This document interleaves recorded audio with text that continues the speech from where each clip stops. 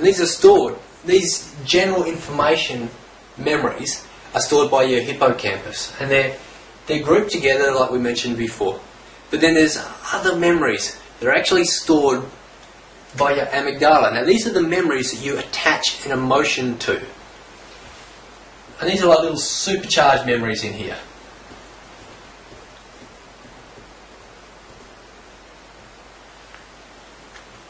This might be, let's say you fall over and hurt yourself.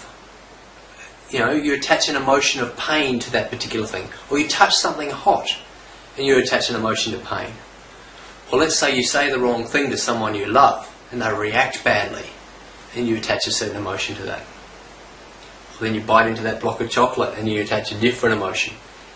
These are little supercharged ones. Now, these memories are what your brain uses to filter the information you see in life, to understand what comes through. To give you a really simple example, have you ever wanted to buy a car? Now you've picked out the car you want, you've decided you want a 1995 Daewoo. Not that you would, but let's say that's what you've chosen, a green 1995 Daewoo.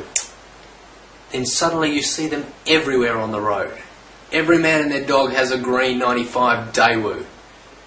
What is it about the decision you've suddenly made to buy that car that now makes you see them everywhere on the road?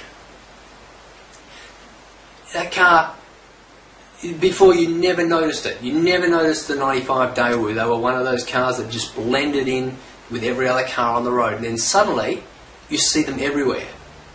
This is because as soon as you make the decision that that's something you want, you attach an emotion to that particular memory or to that particular thing in life. As soon as you attach an emotion to it, it creates a filter that then allows that thing through.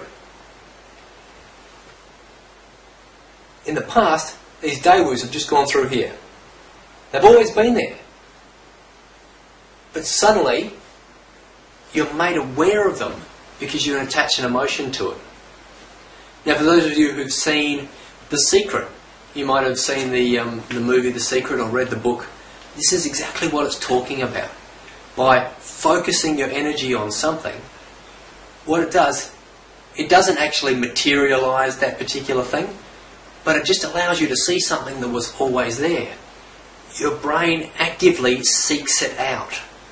And this is so powerful because the more you do this and the more you develop these particular emotions in life and attach them to the memories that you want, the greater chance you will have of achieving them. And the more you will get this subconscious current flowing in your direction.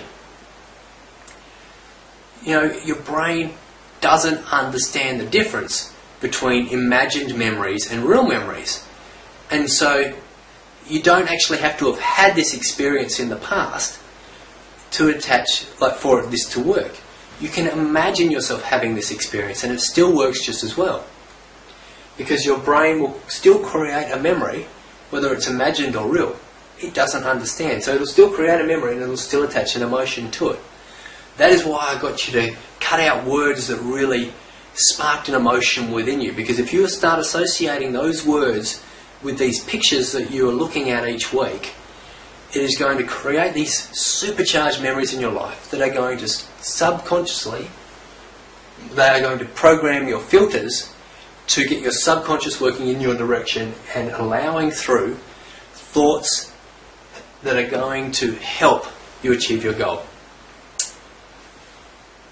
You know, they did an experiment with basketballers recently where they got a group of people who are basketballers, split them up into even groups based on their skill level. One of the groups, they got to practice an hour every day taking free throws. Every day this group would come to the gym and take free throws. The second group were told that they weren't allowed to take any. That they had to stop going to the gym, stop practicing basketball and not take any shots.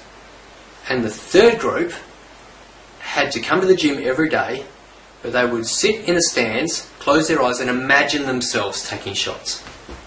Now, at the end of a 3-week period, they came back and they tested these 3 groups to see if they'd had any change in their free throw percentage. Now, the first group, who had gone there and practiced every day, saw a 20% improvement in their accuracy. The second group, that didn't practice at all, actually deteriorated marginally. The third group, who just closed their eyes and imagined themselves shooting, also saw a 20% increase. Now this blows me away, because these people didn't even hold the basketball within that period of time. They weren't allowed to practice their basketball at all. It was totally imagined. But their brain didn't know the difference. Their brain thought that that's what happened. Now this was actually, like Michael Jordan and a lot of other sports people use this tactic regularly. I know, having read Jordan's story, he said he used to imagine himself taking the game-winning shot from the 3-point line with half a second to go. He'd imagine it over and over again in his mind. And so when it came game day, when he took that shot, it wasn't the first time he'd hit it. He'd already hit it 1,000 times in his head. And so he knew he could take that shot. Now, this is so powerful, because it means that we don't have to have experienced things in the past. If whatever it is that you want to achieve in life, start imagining yourself doing it now, and start placing a really strong emotional attachment to that thing, and your brain will automatically start to filter through things that are going to help take you towards that goal. If your brain sees that this is something that is going to bring you a lot of joy, and it's going to bring you a lot of excitement in life and a lot of happiness, it is going to automatically help take you towards that and filter through the things that are going to take you there. 2.5 million inputs, and you can only deal with 7. Why don't you take the action this week and make these 7 inputs things that are going to take you in the direction you want to be going? I really hope this is a great lesson that's helped you this week, and I look forward to hearing the great results that you achieve. But until next week, may your life be everything you dream.